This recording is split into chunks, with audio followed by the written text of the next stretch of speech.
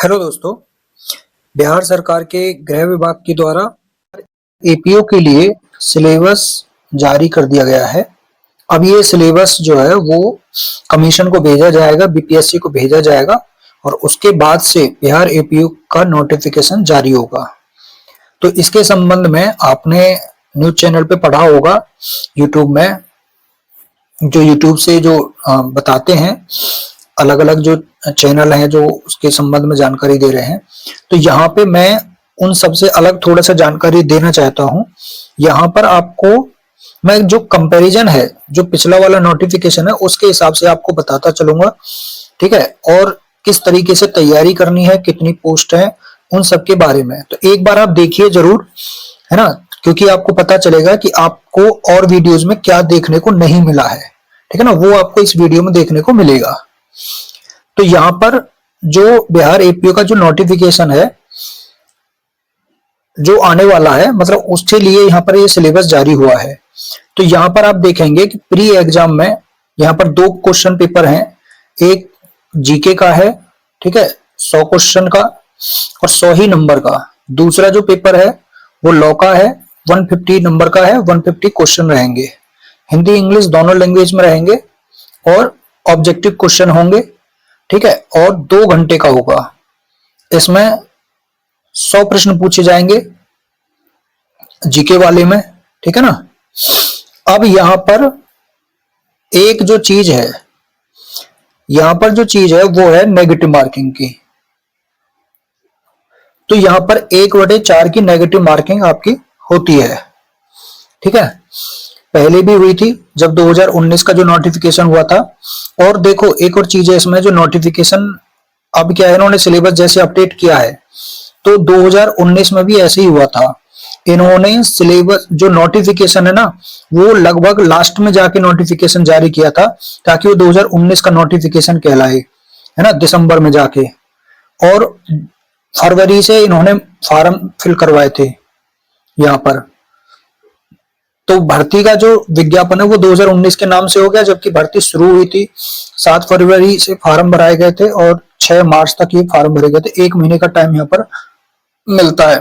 तो इसका कहने का मतलब ये है कि इस बार भी हो सकता है ऐसे ही करें कि दिसंबर के लास्ट में आकर के 25 दिसंबर से 30 दिसंबर 31 दिसंबर के बीच में ये नोटिफिकेशन जारी कर दें, तो 2025 का नोटिफिकेशन हो जाएगा, ठीक है। तो एक बार ये माना जाता है कि भाई 2019 की वैकेंसी से 2025 यानी 6 साल बाद वैकेंसी आई है, और अगर ये 2026 में निकालते हैं तो 7 साल का डिफरेंस बन जाएगा, ठीक है।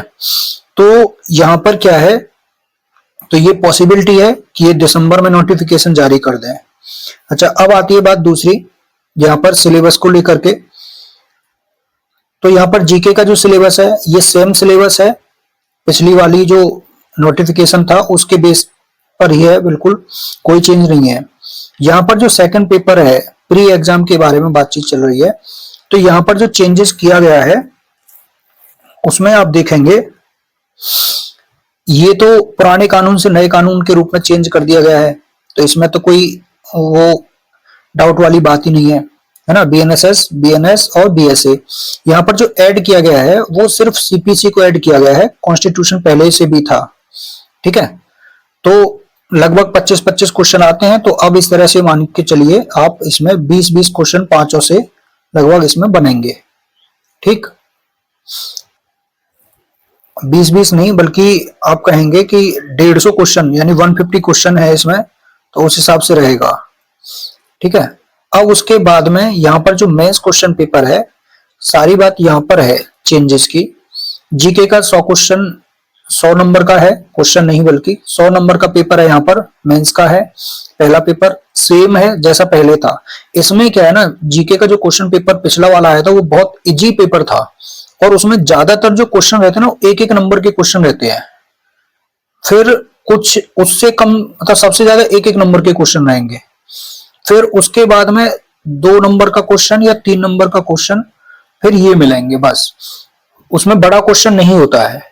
हिंदी लैंग्वेज और इंग्लिश लैंग्वेज 30-30 नंबर इसमें क्वालिफाइंग जो है ये क्वालिफाइंग है दोनों, और यहाँ पे 30-30% है दोनों में ही। अब इसमें क्या है, जो बाकी है ना इनका एग्रीगेट आपको जो जीके है मतलब अलग अलग नहीं बल्कि एग्रीगेट आपको 40% जरूर लाना है यहां पर, क्योंकि 40% इसमें जो है क्या है, क्वालिफाई है। तो यहां पर आपको 40% लाना होगा मेंस में, तभी आप इंटरव्यू के लिए क्वालिफाई कर पाएंगे। और ये जनरल के लिए 40% है, ओबीसी के लिए ये 36.5% आपका जो क्वालिफाई रहेगा, है ना। ईबीसी जो होता है, एक्सट्रीमली बैकवर्ड जो होता है, उसके लिए 34% यहाँ पे क्वालिफाइंग रहेगा। और एससी एसटी और महिला, इनके लिए 32% जो है वो क्वालिफाइंग रहेगा एग्रीगेट में, तभी आपको इंटरव्यू के लिए बुलाया जाएगा। और जो यहाँ पर इंटरव्यू के लिए बुलाया जाता है वो 2.5 होता है, ना कि 3 टाइम्स होता है ना। 2.5 टाइम्स आपको जो पोस्ट के बुलाया जाएगा। अब पोस्ट जो रहेगी, देखो 256 पोस्ट का इसमें नोटिफिकेशन की जो बात आई थी, 256 पोस्ट के लिए नोटिफिकेशन कमीशन को भेजा जा चुका था। सिलेबस चेंज नहीं हुआ था, इसलिए वो आया नहीं नोटिफिकेशन। अब सिलेबस चेंज हुआ है तो इतनी पोस्ट तो है ही है मिनिमम, है ना। अब ये बढ़ करके इनको आप मान लीजिए कि लगभग 300 पोस्ट जो है ये कम से कम होंगी। जो लास्ट टाइम नोटिफिकेशन आया था वो 553 के लिए आया था। और जो सिलेबस, जब इसमें जो इसकी वैकेंसी की बात हुई थी, तो उसमें बताया था कि डिपार्टमेंट में जो वैकेंट सीट हो गई टोटल, वो क्योंकि वो 800 पोस्ट के लगभग जो है हो गई हैं, ठीक है। लेकिन ऐसा जरूरी नहीं कि वो 800 पोस्ट उनको कमीशन को फिल करनी है तो एक ही बार में नोटिफिकेशन में फिल कर देंगे इन्हें, है ना। तो वो हो सकता है कि अभी पहले 300 के लिए निकाले, फिर बाद में लगभग 300 के लिए निकालें, और बाद में अगली बार में जो आए तो फिर वो इस तरह से डिवाइड कर दें, ठीक है। तो ज्यादा जरूरी नहीं है कि इतनी बम्पर वैकेंसी जाएगी, लेकिन हाँ 300 पोस्ट तो कम से कम रहेंगी। और 300 पोस्ट एपीओ के हिसाब से वो ठीक है, लेकिन इस बार कंपटीशन भी ज्यादा रहेगा। आपका कंपटीशन ज्यादा ये रहेगा क्योंकि अब जितने भी जो फ्रेशर बच्चे रहेंगे वो सब एपीओ का एग्जाम देंगे, क्योंकि जुडिशरी में जिनका 3 साल कंप्लीट नहीं हुआ है वो भी पहले 3 साल की प्रैक्टिस करेंगे। अच्छा, 3 साल की प्रैक्टिस जरूरी भी नहीं है, वो एपीओ ही देंगे, और एपीओ से 3 साल जब पूरे हो जाएंगे तो तब भी जुडिशरी का एग्जाम दे सकते हैं, ठीक है। तो इसका मतलब ये है कि जिसने एलएलबी कर ली वो डायरेक्ट एपीओ का एग्जाम अब दे देगा। तो कंपटीशन क्या हो जाएगा, कंपटीशन होगा टफ, ठीक है। अब बात आती है यहाँ पर English language, Hindi language qualifying हो गए। फिर जो बीएनएस का पेपर है यहाँ पर वो 150 मार्क्स का है, आईपीसी भी 150 का था, बीएसए यानी एविडेंस वो 150 का था पहले भी। अब यहाँ पर ये जो दो पार्ट में इसको डिवाइड किया गया है। पहले यहाँ पर जो सीआरपीसी था वो 150 मार्क्स का था, ठीक है। लेकिन अब इसको सीपीसी के साथ में, प्रोसीजर के साथ में यहाँ पे जोड़ दिया गया है, तो 75 और 75 दोनों नंबर से जोड़ करके 150 बना दिया है ना। दूसरा, यहां पर पहले कॉन्स्टिट्यूशन का पेपर नहीं था, इस बार कॉन्स्टिट्यूशन का पेपर भी ऐड कर दिया गया है। पहले कॉन्स्टिट्यूशन का पेपर नहीं था, सिर्फ यही पेपर थे, 3 ये पेपर थे, और 3 ये पेपर 6 हो गए, और एक यहाँ पर पेपर जो अन्य विधि का है वो था। कॉन्स्टिट्यूशन का पेपर यहाँ पर नहीं था, तो कॉन्स्टिट्यूशन भी ऐड कर दिया गया है 150 क्वेश्चन, 150 नंबर का। और अदर लॉ सेम है 150 नंबर का, ठीक है। तो इस तरह से टोटल पहले 7 पेपर थे, इस बार 8 पेपर हैं, क्योंकि 8वां पेपर यहाँ पर कॉन्स्टिट्यूशन ऐड कर दिया गया है। अब बात आती है यहाँ पर कि जो ये क्वेश्चन पेपर है 3 घंटे के रहेंगे, इसमें कोई मतलब वो नहीं है, डिफरेंस नहीं है। जीके का पेपर वही 1-1, 2-2 नंबर के क्वेश्चन, 5 नंबर का कोई रेयर क्वेश्चन, बहुत कम क्वेश्चन रहते हैं, ठीक है। हिंदी लैंग्वेज 30% नंबर क्वालिफाई करने होते हैं, हो जाते हैं आसानी से, कोई दिक्कत नहीं है। शुद्ध अशुद्ध, पर्यायवाची, विलोम शब्द, है ना, मुहावरे, इन सब से ही मतलब आप जो है कर ले जाएंगे, मतलब इसमें कोई वैसी बात नहीं है। और इंग्लिश लैंग्वेज है, इसमें भी आप कर ले जाएंगे। अब बात आती है यहां पर बीएनएस का पेपर है, ये हो ही गया कि 150 नंबर का है। एविडेंस का, बीएनएस का मतलब बीएसए का भी 150 का है। बीएनएसएस सीपीसी हो गए 75, कॉन्स्टिट्यूशन 150। अब बात जो आती है वो यहां पर आती है, जो इसमें चेंजेस है। आप ये देखिए कि इसमें इस बार जो क्वेश्चन मतलब जो अदर लॉ में जो सब्जेक्ट हैं वो यहां पर आप देखेंगे 10 सब्जेक्ट हैं, ठीक है। अब 10 सब्जेक्ट हैं, और पहले कितने सब्जेक्ट थे, 6 सब्जेक्ट थे। तो ऐसा नहीं है कि 6 सब्जेक्ट थे तो 4 यहां पर बढ़े हैं, 4 नहीं बढ़े हैं, सब्जेक्ट टोटल बढ़े हैं 5। लेकिन इसमें से हटाया कौन सा गया है, तो हटाया गया है इसमें से डॉरी एक्ट। पहले इसमें दहेज प्रतिषेध अधिनियम जो था, डॉरी प्रोहिबिशन एक्ट जो था, वो हटा दिया गया है यहां से, पहले वो भी था। तो अब एक हटा दिया गया तो 5 बच्चे 6 में से, है ना। और 5 यहाँ पर ऐड कर दिए गए हैं। तो इस तरह से 10 सब्जेक्ट हुए। अब जो पहले वाले 5 थे उनमें आप देखेंगे आर्म्स एक्ट था एक, तो एक्सप्लोसिव एक्ट था दूसरा, तीसरा यहाँ पर जो था वो था करप्शन एक्ट। बाकी ये 3 जो नीचे वाले हैं, करप्शन एक्ट, SC/ST एक्ट और पॉक्सो एक्ट, ये 3 ये थे। तो इस तरह से अब 5 जो है वो पिछले वाले जो नोटिफिकेशन था उसमें सिलेबस था उसमें से है। अब यहाँ पर आप देखेंगे जो आर्म्स एक्ट है वहां पर आप देखेंगे इसमें लगभग 11 तो डेफिनेशन आपको पढ़नी पड़ेंगी यहाँ पर मेंस के लिए, और 46 यहाँ पर सेक्शन है इसमें टोटल आर्म्स एक्ट में, तो वो आपको पढ़ना पड़ेगा। एक्सप्लोसिव एक्ट सबसे छोटा एक्ट है, और पहले ड्रॉरी प्रोविजन एक्ट जो था इसके बाद में वो था इससे छोटा, है ना, सबसे छोटा एक्सप्लोसिव एक्ट था। एक्सप्लोसिव एक्ट जो है ना इसमें आपको केवल 7 सेक्शन पढ़नी है, 2 डेफिनेशन है बस, है ना। तो सबसे छोटा एक्ट ये है एक्सप्लोसिव एक्ट। तीसरा है NDPS एक्ट है यहाँ पर। तो NDPS एक्ट जो 1985 का है ये यहाँ पर ऐड हुआ है ना। और इसमें भी यहाँ पर आप देखेंगे टोटल 6 चैप्टर हैं इसमें यहाँ पर, और 83 सेक्शन आपको यहाँ पर पढ़ने हैं।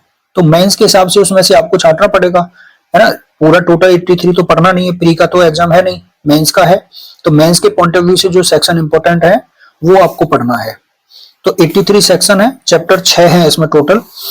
और फिर उसके बाद में IT एक्ट है 2000 का, इसमें जो चैप्टर नंबर 11 है, ये चैप्टर नंबर 11 आपको यहाँ पर पढ़ना है। और जो चैप्टर नंबर 11 है ये सेक्शन 65 से लेकर के 78 सेक्शन तक है, ठीक है। तो यहाँ पर आप देखेंगे लगभग 14 सेक्शन यहाँ पर ये हैं, लेकिन ये जो 14 सेक्शन है केवल यही नहीं पढ़नी। इसमें IT एक्ट के चैप्टर नंबर 11 में ना हुआ क्या है कि जो चैप्टर नंबर मतलब 11 में जो सेक्शन 66, 67, 69 और 70 ये 4 सेक्शन ऐसे हैं जिनमें अमेंडेड सेक्शन जोड़ी गई हैं। जैसे 66 में A B C D E F ऐसे करके 5-6 सेक्शन इसमें यहाँ पर जोड़ी गई हैं। 67 में A B जोड़ा गया, 69 में A B C ऐसे करके, और 70 में भी A B ऐसे करके जोड़ा गया। तो लगभग ये 16 सेक्शन इसमें अमेंडेड सेक्शन और हैं। तो ये टोटल कम से कम 30 सेक्शन आपकी चैप्टर नंबर 11 में बन जाती है, ठीक है।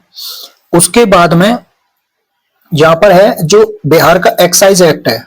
यहाँ पर बिहार का एक्साइज एक्ट 2016 है, इसका चैप्टर नंबर 6 और चैप्टर नंबर 8 ये 2 यहाँ पर पूछे जा रहे हैं। तो यहाँ पर जो चैप्टर नंबर 6 है हम उसकी अगर बात करें तो ये इनके क्राइम एंड पेनल्टी यानी अपराध और उनके लिए दंड उसकी बात करता है, ठीक है। और ये है आपका 30 से लेकर 65 सेक्शन तक, ठीक है।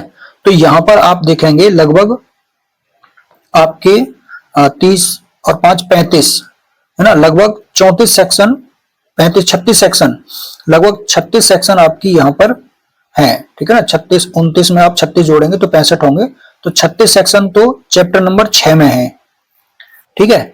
और जो चैप्टर नंबर 8 है आपका, यहाँ पर चैप्टर नंबर 8 जो है वो प्रोसीडिंग की बात करता है, जिसमें अपराधों का पता लगाना होता है, इन्वेस्टिगेशन है, ट्रायल है, उसकी बात करता है। और ये सेक्शन 73 से लेकर 91 तक है।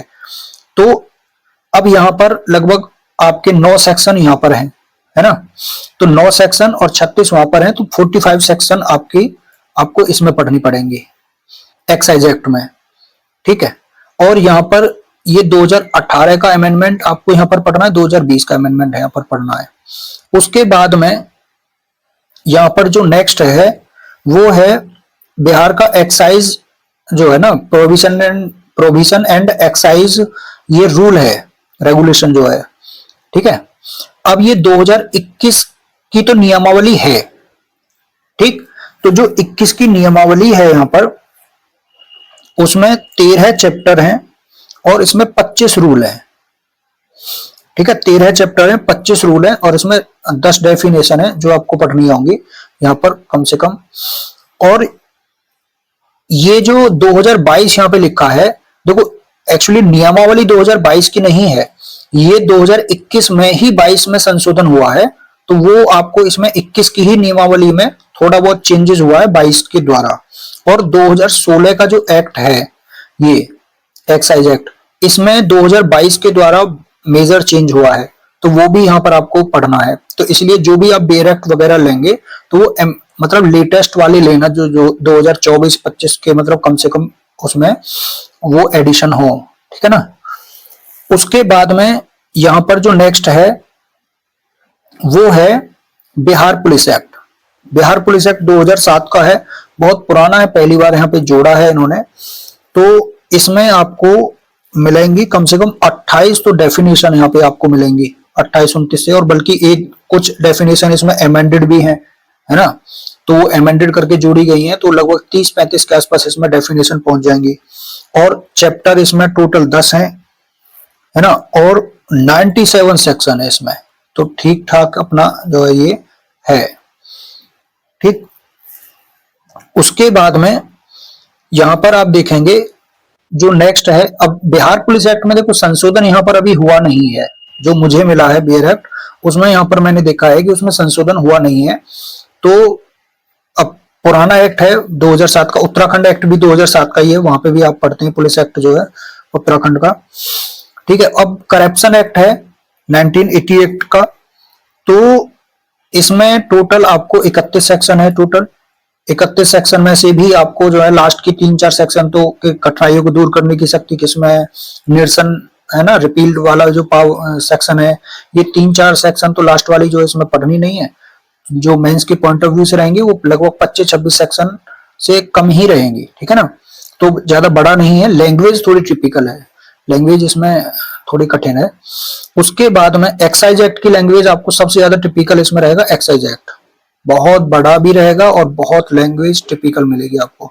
राजस्थान का जो आपने एक्साइज एक्ट पढ़ा होगा वहां पे आपने देखा होगा, बहुत टिपिकल लैंग्वेज है उसकी।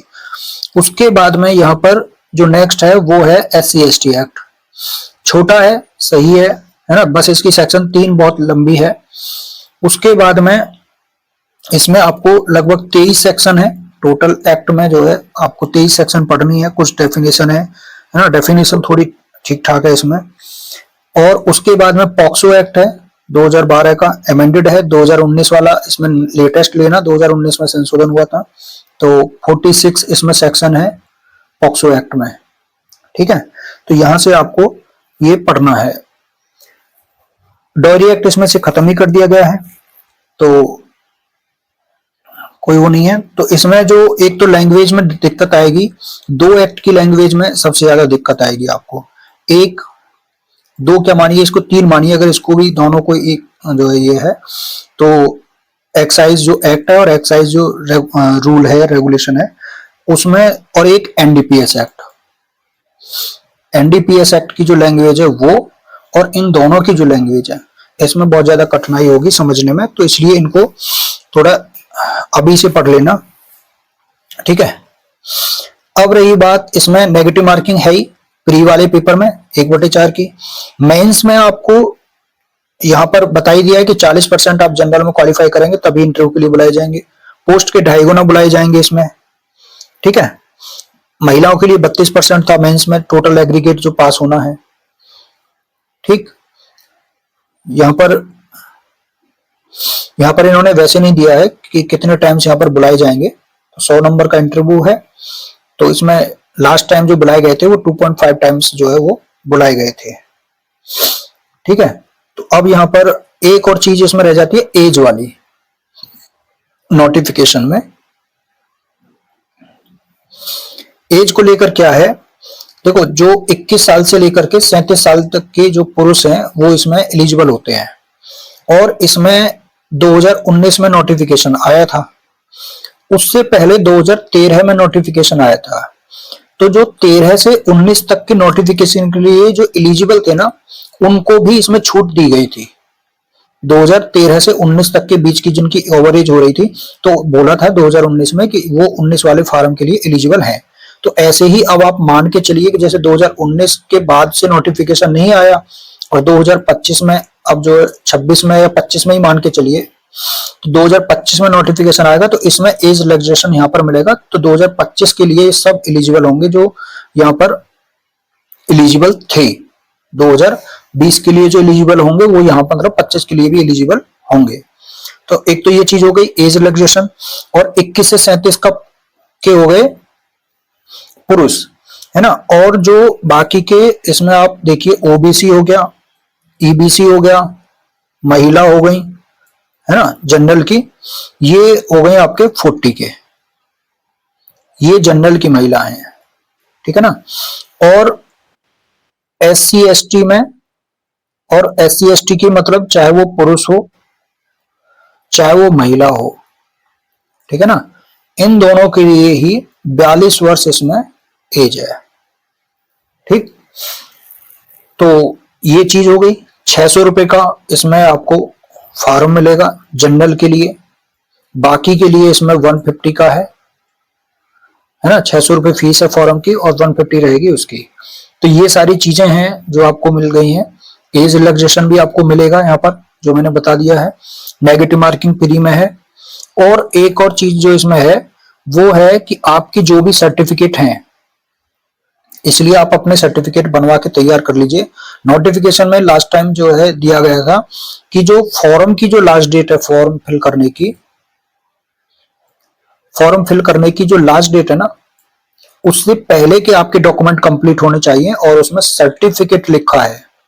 इसका मतलब ये है कि आपकी ग्रेजुएशन की जो डिग्री है वो आपकी इससे पहले की होनी चाहिए। ये भी इसमें मतलब जो है लिखा था। अब बाद में हो सकता है कि बाद में वो एलिजिबल कर दें, डॉक्यूमेंट वहां पे लिखवा लें, एक एप्लीकेशन लिखवा दें इंटरव्यू के टाइम पे, है ना, कि तब तक इंटरव्यू के टाइम पे वो डिग्री जमा हो जाए। तो ये चीज और एक कंफ्यूजन यहाँ पर रहेगा थोड़ा सा कि वो सर्टिफिकेट यहाँ पे प्रोविजनल डिग्री आप बनवा सकते हैं या डिग्री आपके पास में होनी चाहिए या डिग्री इंटरव्यू के टाइम पे आप जमा कर सकते हैं। लेकिन जो नोटिफिकेशन में था वो यही था कि लास्ट डेट से पहले आपके सारे सर्टिफिकेट, जिसमें LLB की सर्टिफिकेट भी उसमें है, ठीक है ना, तो वो भी आपके कंप्लीट होनी चाहिए, ठीक। तो ये चीज आपकी सारी जानकारी आपको मिल गई है। तो और कोई चीज हो पूछने के लिए तो आप कमेंट बॉक्स में आप पूछ सकते हैं, ठीक है। वैसे मैंने पूरी जानकारी आपको दे दी है और ये जानकारी आपको किसी भी वीडियो में नहीं मिलेगी जो मैंने दी है, ठीक। तो बाकी आप कमेंट करके हमें बता देना और कुछ अगर पूछना हो तो, ठीक है। Thank you so much.